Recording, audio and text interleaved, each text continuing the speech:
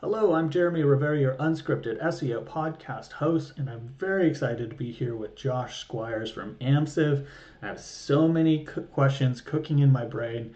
Why don't you give yourself an introduction, Josh? Give us a taste of some of your SEO experience and what you've been working on recently. Yeah, absolutely. Uh, Hi, I'm Josh Squires. I'm a associate director of SEO at Amsive.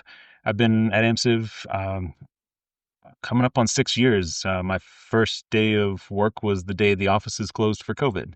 Um, Great, exciting time to be an SEO. Um, I've been doing SEO for about 17 years in just about every capacity you can imagine. Started out as a freelancer, in-house, out-of-house, agency, freelancer, just sort of done it all. Had the privilege of starting the SEO practice at Tableau. Really fantastic time there. Still one of my favorite data analysis tools. Um, Done direct to consumer, e-commerce, a lot of Shopify, a lot of SaaS. Um, Really breadth and depth across the board. Fantastic. What do you personally feel is the biggest difference between executing SEO in those different capacities? I've worked as a freelancer, I've worked in house, I've worked as a consultant, and I've worked at an agency. They're very different games. What makes those differences? That's a really good question. Consultancy is my favorite, right? It is so much nicer to say, here's your problem, here's the recommended solution. If you hit a snag, I'll offer what help I can, but it's really on you guys to like manage implementation. That's the cleanest, that's the best. Uh, Honestly, I think in-house was probably the other end of the spectrum, right? Especially on smaller businesses that maybe don't have really robust dev teams, don't have a lot of extra hands to help out. The onus becomes on you to figure out implementation, right? And you have to go and learn all kinds of coding. I know more about Drupal sites than I ever wanted to know. And that is entirely from having to figure out implementation on the fly just to get something done. Um, and then I would say happy middle is agency work. Um, Especially here at Amsiv, I'm so happy that we have the amazing SEO team we have there. It's effectively the hive mind, right? The amount of knowledge I have to maintain on a daily basis is minimized by a 40-person team of absolutely brilliant people who are on the ball on their particular topics. And I can just sort of say, hey, what's the latest on this? Or my knowledge is here. Did this get updated recently and I missed it? I don't have to like sweat bullets about is every decision I'm making the exact right one? Is it totally up to date? I've got a bunch of people to sort of like help that institutional memory be better managed than on my own, sort of Swiss cheese spotty brain. And then I think like the last facet is corporate in-house, where timelines are long. Implementation is generally other people's responsibility, but there's a process there that's pretty lengthy. I've worked in organizations where you submit the ticket, it disappears, and it just gets done when it gets done. And I've been in places where you Yeah. submit the ticket and then have 45 meetings before it ever reaches implementation. It's a little different on every side. But I think across all of them, yeah, technical knowledge and figuring out implementation is really important, but there's also a really strong communication component to that as well. I think that is where I see young SEOs struggle a little bit. That's particularly where I coach my teams is the way you understand this is probably not the way we need to communicate it to the client, the stakeholder, the dev, right? Every one of those people needs a little bit different language, a little bit different detail on it. And it is our job to sort of bring that to that conversation. I think that's an underappreciated element to SEO as a position, definitely. Being able to facilitate the implementation process cross team to communicate goals within the proper context? Are you communicating that goal to a developer who's like an S on, not an intuitive person, but they're a sensory person, and they will not intuitive further than the exact specific set of words that you give? And if you leave anything out, leave anything to question, it will not get done. Not only will it not get done, but it'll probably get outright rejected. And then you'll end up worse off than when you submitted it in the first place, because now they think you're an idiot who can't give them basic instructions, what they think are basic instructions. So I have also worked in those, communication silos where, okay, I need to communicate to my very business centric, CFO the cost I need to invest to get the content written on this. I need to convince the CEO that this is going to further his vision for how this SEO will support and this content will support his effort, and get it into this part of it into the dev's hands, specific with the instructions, and communicate with a designer to come up with the specific graphic designs that are going to meet our brand criteria. Meeting all of those separate notches, cost team, cost value, is a very different game than, oh, what is keyword volume for keyword? Let's write it. Can I get a link with that keyword phrase?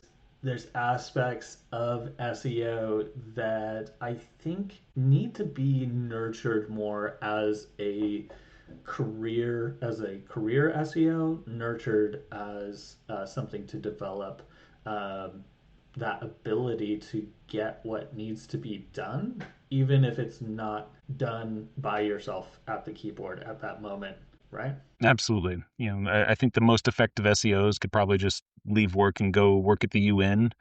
Uh, your job requires you to be part translator, part diplomat. You really have to know how to bring the right tone, the right information to all of the different personalities, all the different stakeholders. And you could be the smartest, most innovative SEO, but if you can't get any of it implemented, none of it means anything. So that's something we sort of foster with our teams at Amsive. Um, Anywhere I've worked, we've really put emphasis on, like, okay, let's spend a little time thinking about communication and who the audience is for this task request or this presentation, and let's really make sure that we're highlighting the things that matter to them and using that as a bridge to the thing we need to talk about. I love that. I'm curious, kind of bringing it back to some of the institutional knowledge that you reference, that you have working at an agency, being able to double check some of your work or check some of your assumptions, because SEO is a moving target. Things do change over time. And if you learned your skill set about SEO 17 years ago, um, the more that it changes, the more that it stays the same. But where it's changed, it tends to do so dramatically. And not being aware of a particular aspect of something for a particular type of client can leave you in the dark, and spinning wheels. If you were stuck in 2010 mentality, you'd say, we cannot create location pages because Google will treat those as doorway pages and will get actively penalized with the Panda algorithm. Not accurate anymore. Local SEO location pages are a thing. They're du jour. Google is chewing them up and spitting them up, and likes them quite a bit, according to what I'm seeing. I was talking about this with my friend Michael McDougall of Right Thing Agency last night. That seems to be the case, but what does Amsive's take on local SEO look like right now? Local SEO, we have our SEO team is broken out into sort of specialty teams. So we have a local SEO team, we have a tech SEO team. Thank God, the less knowledge I have to like hold and keep updated entirely on my own. Um, I will say, if anyone listening has not seen Bambi Fraser talk, she is leading our local SEO team. She is outstanding, fantastic speaker, adorable Southern drawl. Just she really draws you in. She really makes you feel like you're her best friend, and she is just killer on the insights. And exactly what you were saying, right? The location pages on site. I think that is probably one of her most recommended opportunities for local SEO, with an emphasis on those being hyper local. Images of the street, surrounding landmarks, detailed directions. Hey, we're right across from the McDonald's, right? Pictures of your front door, um, every little detail, operating on the assumption that if someone were to try to get to your business, that they have all of the necessary information to find you, right? And then that sort of fans out into the way you do that touches other entities, and you can touch relevant entities along the way, right? If I'm in Manhattan, I can say, we're across the street from the Flatiron Building, or we're, right by the southeast entrance to, Central Park, right? Google knows what those places are. It understands direction. The things I'm mentioning, it's going to associate those with the broader location I'm trying to communicate, right? We're giving it more touch points to build and validate an entity. And I think that is another aspect of those location pages that really help out. And then if you're multi-location, working with clients who, we were just looking at a case this morning, uh, there is such a thing as too local. We were looking at a company that um, doesn't necessarily have brick and mortars everywhere. They do like the sales consultants, and maybe a sales consultant has a local office and there's a warehouse in a different part of the city or the state. But their location pages would be for a city. And then the location pages were pulling in like every little neighborhood in the city. And when you look at search trends, nobody was searching by neighborhood. And, I was looking, I'm based in Minneapolis. I was looking at Minneapolis specifically, and all of my neighborhood names are showing up there. And I know as someone who lives here, I'm not searching for, XYZ store in like my neighborhood's name. My neighborhood is like 12 square blocks. The odds that the thing I'm looking for is in that perimeter, pretty low. Maybe a bar, maybe a drugstore, Mm, right. but big service providers, I'm going to unreasonably narrow my scope by searching that small.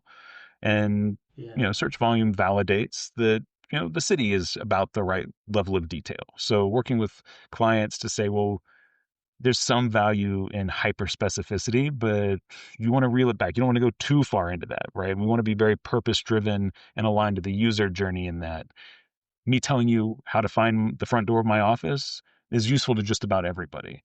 Me trying to micro market to individual neighborhoods in a city outside of major cities, would I, market to Brooklyn or, um, you know, maybe Dumbo, depending on my business. If I'm local storage, little neighborhoods in a big city probably do have a need for like micro marketing, but somebody in a mid-sized city, those neighborhoods are significantly smaller, fewer people, search volume goes down. So that's sort of the train of thinking through local SEO at the like on-site level. No, that makes sense because I was talking. My last interview was with a photographer, Jonathan Schussler, and he was pointing out that all of the other photographers were focused on like one specific city that was really good, or like one region that where all of these weddings happen in Germany,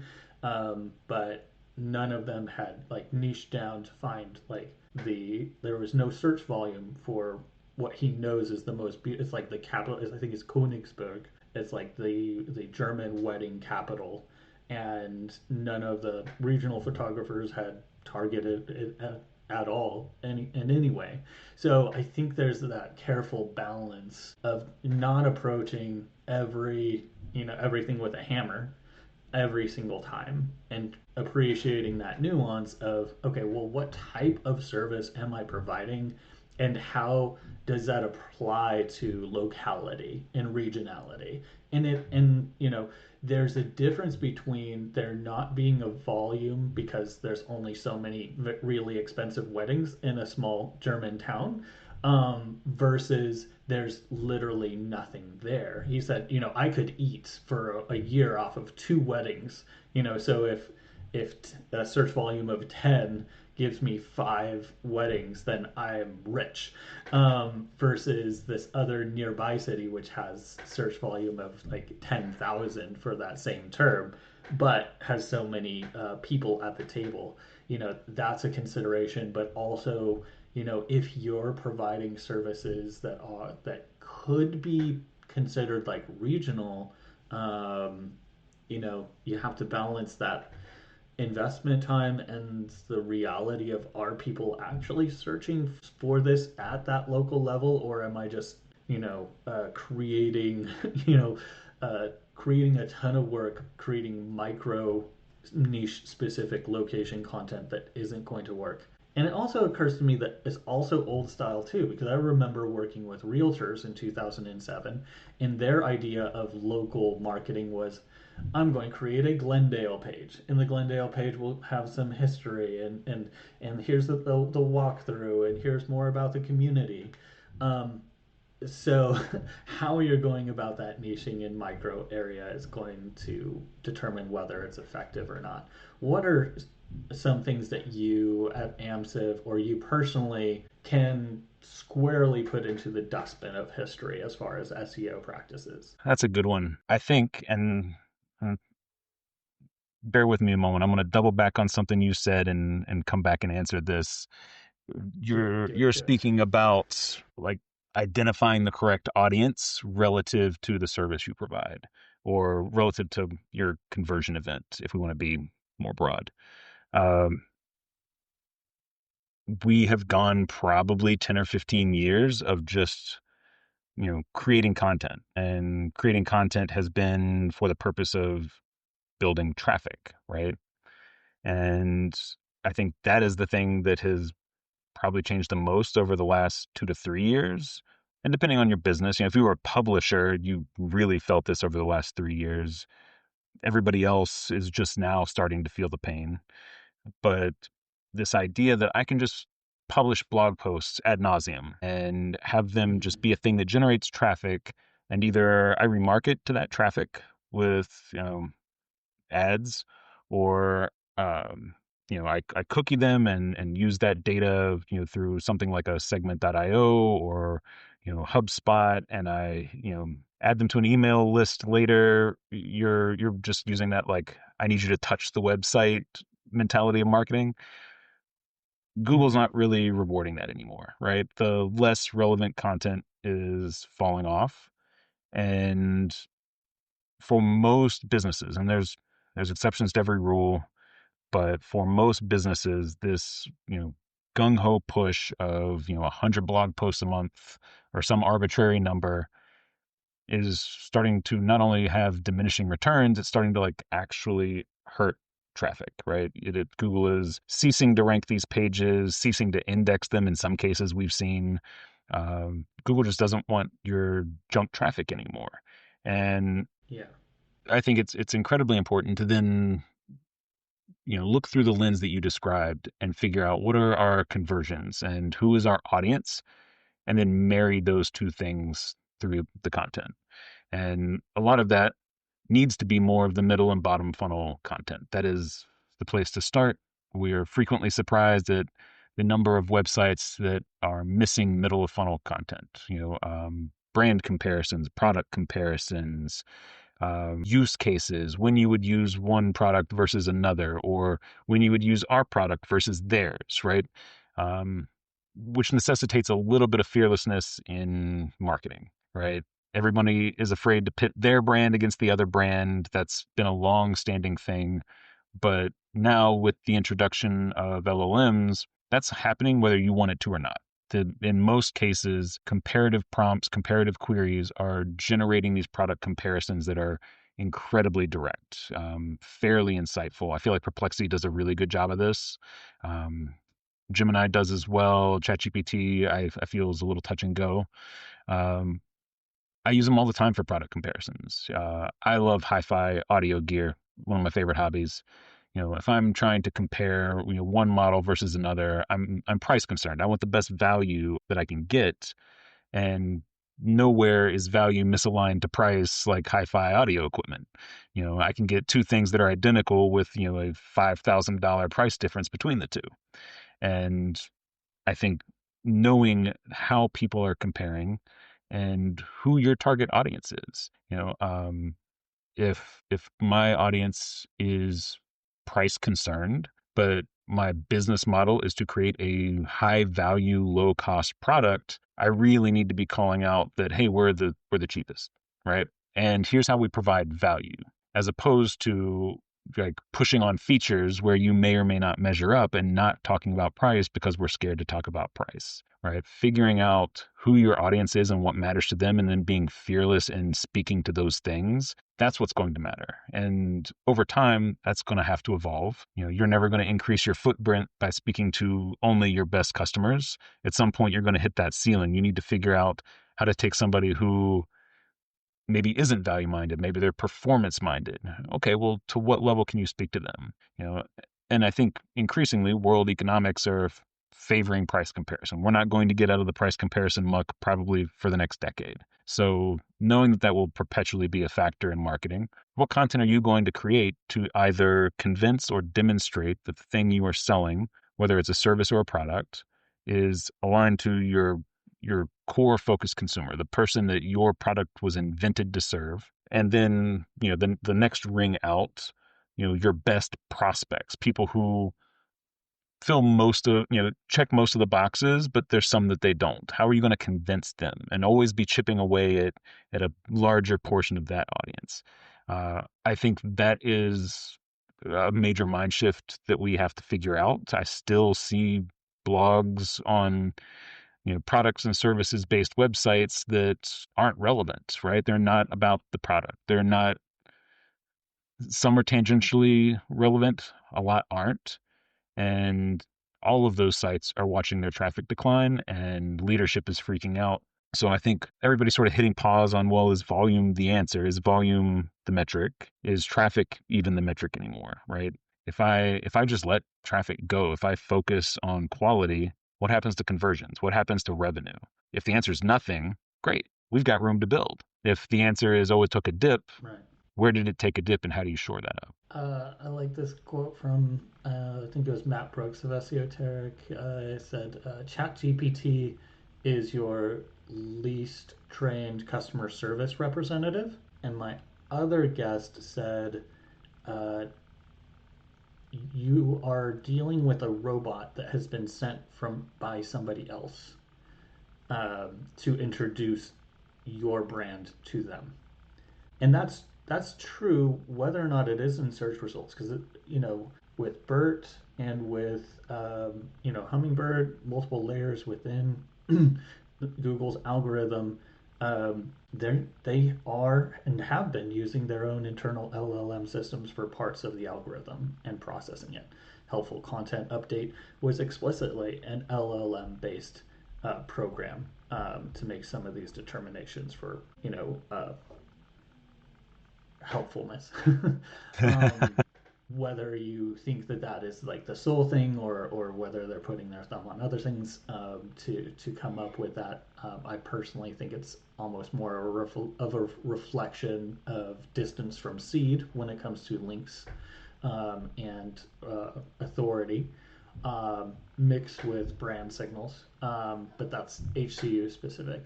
But when it comes to LLM based tools consuming your content and using LLM tools yourself, it's almost like it's a human sandwich of like, I'm going to use these tools to magnify my productivity, but you also have to appreciate the middle sandwich layer of how that's going to come through the telephone on the other end. And so often, SEOs have been so focused on Ahrefs search volumes, SEMrush search volumes, that they're not doing their own work to better understand the unique selling proposition of the brand, unique selling proposition of the product, understand the market positioning of the client, and how that should translate to the material that you're putting out either in your knowledge base, putting out as PDFs, putting out as videos, putting out as tutorials, putting out in distribution channels to echo that message elsewhere off of your site, as well as support the business funnel of whatever product that you're trying to sell. You know, like you don't just go to a store and buy a precast concrete wall to put around your Florida estate. Like there isn't a precast wall store. You get, oh, I want the soundproof one. No, it's like you got to get dummy drawings and then you got to get it approved and you got to get a contractor and like the age of SEOs just thinking the only thing I need is, Ahrefs. No, it's gone, man. Like that time and age is gone. Couldn't agree more. And I think now is the time for SEOs who are systems thinkers to really shine. I think that is a major thing that separates most SEOs is, are you locked into the SEO silo where you're thinking about traditional SEO touch points and can't really break free of your silo? But if you are a systems thinker, you're acknowledging other channels, but you're also acknowledging, you know, technological states, right? You're acknowledging, how NLPs work. We see, thank God for Dan Petrovic.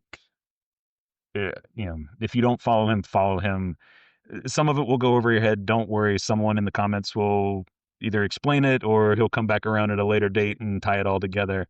But I think understanding at a root level how the systems work and getting familiar with those terms, to your point, you have to look outside of the data, our historical platforms, whether it's for research or analytics or tracking, um, looking outside of those for new sources of information. One of the things that we've been doing a little differently at Amsive is hitting competitor research really hard across all channels, right? We're looking at social, we're looking at direct traffic, we're looking at email. SEOs don't do this enough. Go sign up for your client, or if you're working in house, your company's you know email list, right? See what those emails look like. Go sign up for competitors. See what those look like. Returning traffic matters. Contents of your Gmail inbox matters. Probably is starting to matter more now that Gemini is in Chrome. We've known that host names in Gmail inboxes influences the Google ecosystem. Think about those things, right? And think about how what Google does is being copied by folks like ChatGPT and Perplexity. Look at the browsers they're releasing. You know, what is different, but what is the same? And then use that as sort of a way to scale your tactics to be impactful strategies. What is consistent across all three? If I pull that lever, am I going to move on all of these surfaces? And inclusive of search, not just the LLMs. I think there's still a massive amount of things that you do for SEO that will also benefit you in LLMs, but truthfully, it should be done for SEO purposes, right? We should be still influencing Google in most cases. There's definitely niche audiences out there where maybe the LLM is getting, if not higher volume traffic, maybe higher converting traffic. Um, I see that a lot in the SaaS space, right? If you are a SaaS company, LLM is a really good place to focus your time. Its eagerness to suggest solutions tends to be a pipeline for people who have a problem, aren't explicitly asking for what tool should I use to solve this. They're asking, how do I solve this? The LLM builds a process and recommends tools and things like APIs. Your audience is out there building things in most cases. If you're a SaaS company, where do you plug into their process and reach them that way? Those folks definitely are getting the mileage out of LLMs. Your local mechanic definitely is not, right? So No. thinking about all of the systems that I can influence, understanding kind of like the ripple effect, right? I'm going to do this for SEO. This is how it may show up in LLMs. Here's how I can tweak performance in the different platforms. We talk more to our social team. We talk more to our paid teams. Figuring out how to, you know, again, going back to my preference for audio equipment, I think about the equalizer, right? Parabolic relationships. If I press down here, this piece goes up. Or, if I push both down, how is that changing the outcome? I think SEOs need to bring that sort of system thinking, multi-channel thinking. Um, we have the ability to make it easier. We have the ability to reduce the friction between us and search systems, search engines and LLMs and agents. But we gotta stop being so self-reliant and think more outside the box and give other channels their credit, because that's where you're going to see the amplitude. Curious about what I consider to be the search engine within the search engine. And I'm asking this unfairly because you work with Lily Ray, and I think there are a lot of SEOs who do not touch, understand, or work with Google Discover traffic in any way, shape, or form. From your experience, how should SEOs approach that portion of potential waterfall traffic? Are there specific specs or requirements, or is it, for whom is it worth the investment or consideration of time to try to get anything out of Google Discover? How large of a field is it, and what are the potential ups and downs of considering that particular niche element of search engine results? Man, great question, heavy hitting question. Um, I love Google Discover as a way to amplify visibility, but that said, the barrier to entry is high, and it's still pretty much a black box. We we've been able to track down a number of the things that influence what gets shown there. And I will say I'm a huge Google Discover user. Like, that is part of my day. Every day I have tuned my feed into something that I find incredibly useful, incredibly helpful. If you follow me on LinkedIn, I share a lot of this stuff. I haven't quite got to like the Mark Williams Cook level where I'm putting out a digest every day, but I do think that my feed has really been effective in surfacing some very fresh or very niche information that I'm not seeing shared on LinkedIn and I'm not seeing shared in the SEO Slack. It's a really cool tool, and I think that is an opportunity for a lot of brands. And that goes back to knowing who your audience is and what their digital footprints look like. Because again, this feed is based on triangulation of interests, right? It's entity based, it's pattern based, and it's NLP powered, right? It's machine learning at its core. The summaries you see showing up in there now, if anyone listening is using Google Discover, you used to just get your standard article cards, and now those article cards are showing up with little summaries above them, pulled from all of the multiple places the story appeared on the internet. It just sort of mashes them together. Um, if you're a publisher, that sucks. That is absolutely going to be stealing your clicks. Not a lot you can do about that without also removing yourself from Discover, possibly from search. Google hasn't kindly disentangled those things for us. It's kind of an all or nothing deal. But that said, I would, and Amsive does actively caution people that Discover can't be counted on, right? Anything you get from that, any traffic you get from that, ha- count it as a happy accident. We do and have been successful in driving Discover traffic on a pretty regular basis. It will fluctuate. It is dependent on topics outside of your control. We find that when major world events start happening, entertainment, for example, will drop off in feeds because hard news takes over. Hard news tends to sit at the top. Hard news is the largest category in Discover. So knowing where you fit and having reasonable expectations around that is pretty important. It's also highly susceptible to spam. It's better than it was, but we still see some categories, particularly finance, getting disrupted by high volumes for short periods of just, you know, absolute spam content. Similar to what we see with NLPs, LLMs, freshness does matter a lot. And so if you're a spammer, super easy to do the bad version of programmatic SEO and flood the internet with content. And if you have most of the right touch points, if you have your technical components properly in place, the odds that you show up and Discover are pretty high. And I think there's probably some amount of proportions by topic that Discover relies on. We only show X% of finance relative to this amount of hard news. And everything's elastic, but if hard news suddenly grows in volume, everything else gets scaled down to accommodate, right? Um, there's some amount of shifting for the individual user. If I actively avoid hard news, if I only follow industry feeds, I'll still get hard news. You can't escape it. But it might be one post out of every 10 instead of like 9 out of 10.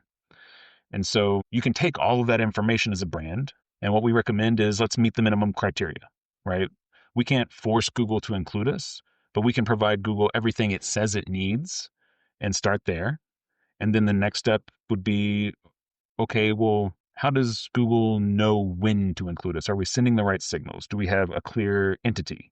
Are all of our topics clearly demarked? Can Google understand what those topics are? SAS has a problem with this. SAS uses a lot of language that search engines still struggle with because a lot of their terminology is new. There's not a lot of historical precedents for terms in the SAS world.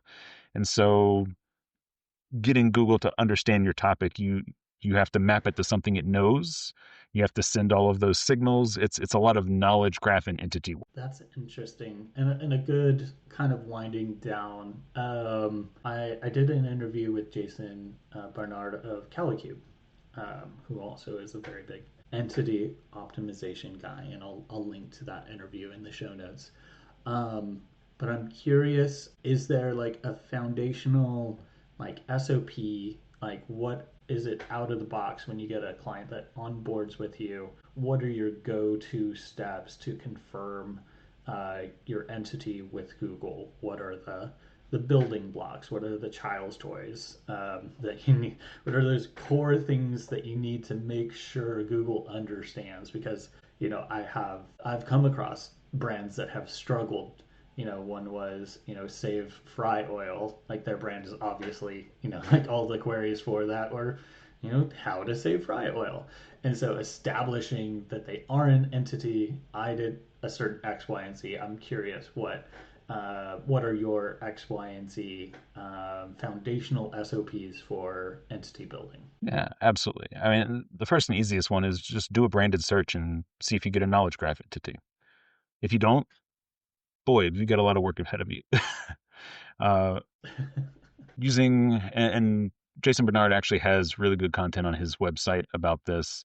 Finding your machine ID, your MRead, you know, getting a sense of what Google already knows about you, how much information is there, going and scanning all of the places your business is listed, right? All of the directories, Google business profiles, Yelp, whatever it may be, whatever's relevant to your business, looking that, one, all of the information about your business is there, that it's consistent, that it's correct, and that your business descriptions, your product descriptions, all of those listings are mentioning proper entities. And that sounds like kind of a no-brainer if you stop and think about it. Like how would you even manage to not mention the proper entities? If I hadn't seen it, I wouldn't suggest it. People somehow manage to talk around what they do. In the agency world, I think we're kind of famous for that. Lots of verbs, lots of adjectives, not a whole lot of what we're actually doing. Uh, I've I've seen an agency website that I thought was a home builder. It was quite confusing.